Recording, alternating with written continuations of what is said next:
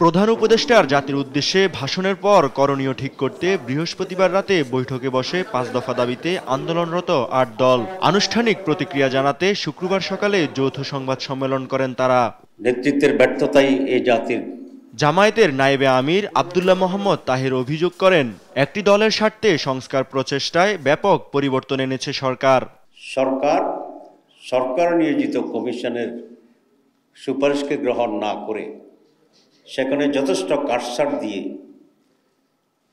একটি দলের সাথে ব্যাপক কম্প্রোমাইজ করে জনগণের স্বার্থ নয়, একটি বিশেষ দলের স্বার্থেই অনেক পরিবর্তন এনে তার ভাষণ দিয়েছেন।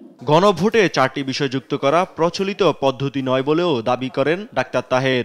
অপ্রচলিত এবং আইনের বিপরীতে, ন্যায় প্রতিষ্ঠার বিপরীতে একটি বিশেষ দলকে অ্যাকোমোডেট করার জন্যই এই ফ্র্যাকশনাল বা 4টা ভাগে ভাগ করে হানা ভোটের জন্য দেওয়া হয়েছে, যেটা একদিকে জটিল, অন্যদিকে একটি দলকে অন্যায়ভাবে অ্যাকোমোডেট করার একটা সুযোগ এখানে করে দিয়েছে। গণভোট আলাদাভাবে জাতীয় নির্বাচনের আগে হতে হবে, কারণ গণভোট হচ্ছে সংস্কার ইস্যুতে আর জাতীয় ভোট হচ্ছে সরকার গঠন ইস্যুতে। 3 উপদেষ্টা সরকারকে ভুল বুঝিয়ে নির্বাচন বানচালের ষড়যন্ত্র করছে বলেও অভিযোগ করেন তিনি।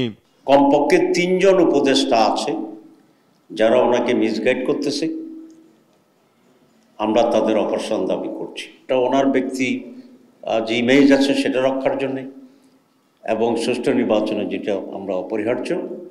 যদি তারপরে কোনো পরিবর্তন আসে তাহলে প্রকাশ্যের নাম আমরা জানিয়ে দেব কিনা সে ব্যাপারেও আমরা বিবেচনা করব। কোন দলের স্বার্থে সংস্কারে ভারসাম্য আনা সরকারের কাজ নয় বলেও মন্তব্য করেন মোহাম্মদ তাহের। কোন দলের সাথে ব্যালেন্স করা কিন্তু তার কোনো কাজ না, এটা দায়িত্ব। ইউসুফ ভুঁইয়া, দেশ টিভি, ঢাকা।